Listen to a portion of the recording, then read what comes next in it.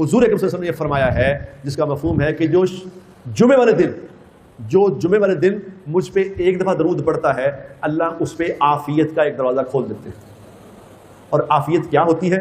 جس کو عافیت مل جائے اس کو 4 چیزیں مل گئیں. سمجھ لو جب وہ کہتے ہیں کہ اللہ عافیت تجھے دے تو اس کا مطلب 4 چیزیں دے. 4 چیزیں کون سی؟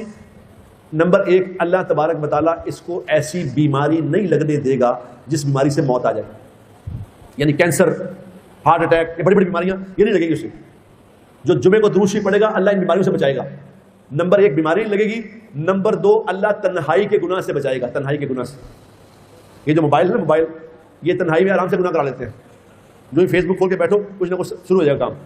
یہ بہت بڑا عذاب ہے، لیکن اللہ حفاظت کرے گا اس کی جو درود شریف پڑھے گا جمعے کو. نمبر 2 تنہائی کے گناہ سے بچے گا.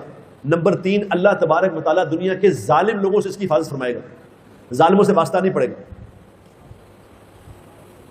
نمبر 4 اللہ تبارک و تعالیٰ اس کو بغیر محنت کے روزی عطا فرمائے گا. بغیر محنت کی روٹی ملے گی انشاءاللہ تعالیٰ، جس کو عافیت ملے گی. جو درود شریف پڑھے گا اللہ کے نبی نے فرمایا اس پہ عافیت کا دروازہ کھل جائے گا. جو 1000 دفعہ پڑھے گا اس پہ 1000 دروازے کھل جائیں گے. اور آپ نے فرمایا کہ جمعے والے دن جب درود شریف پڑھا جاتا ہے، جو جہاں پڑھتا ہے فرشتوں کی ڈیوٹی ہے، وہ مجھے آ کے بتاتے ہیں کہ فلاں جگہ سے قصور سے فلاں آدمی نے فلاں عورت نے یا رسول اللہ آپ کو یہ درود بھیجا ہے. تو میں اپنی قبر میں، آپ نے فرمایا میں اپنی قبر میں ہاتھ اٹھا کے اس کا نام لے کے دعا کرتا ہوں اس کے لیے، اور قیامت والے دن اس کی شفاعت کروں گا.